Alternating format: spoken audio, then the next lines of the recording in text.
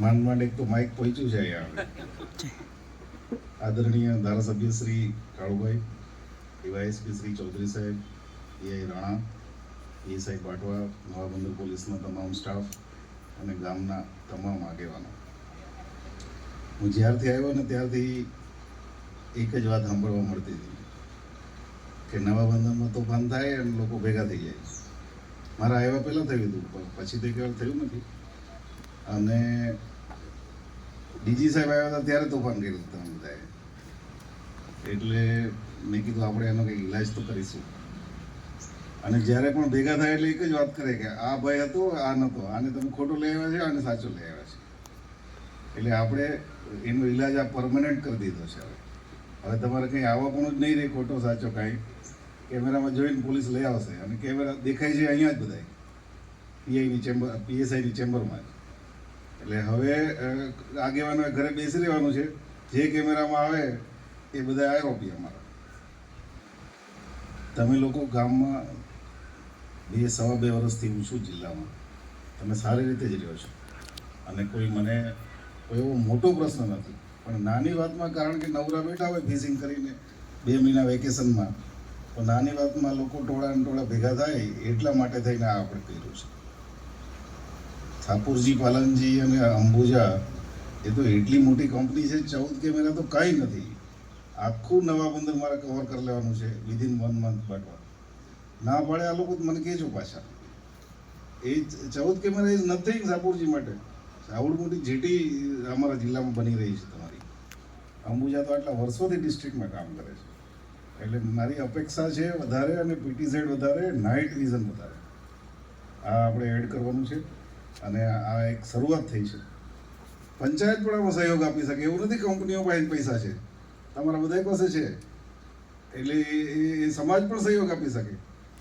તો એ પ્રકારે આપણે આ જાહેર કામ છે. આજે એસેટ આપણી ઊભી થાય છે એ જાહેર કામ છે. ખાલી મારામારીમાં એવું નહીં, બીજી નાના જે ગુનાઓ હોય, ચોરી છે, નાના બીજા પ્રકારના ઓવરસ્પીડ, બાઇકની ઓવરસ્પીડ છે, એવા જે કંઈ પણ પ્રશ્નો હોય એ પ્રશ્ન કેમેરાથી. હું રાજકોટ હતો ત્યારે રાજકોટ સિટીમાં 750 કેમેરા હતા અને કાંઈ જ કરવાનું નહીં, કંટ્રોલ રૂમમાં જઈને બેસી જવાનું સવાર પડે એટલે આખું રાજકોટ કંટ્રોલ થઈ જાય.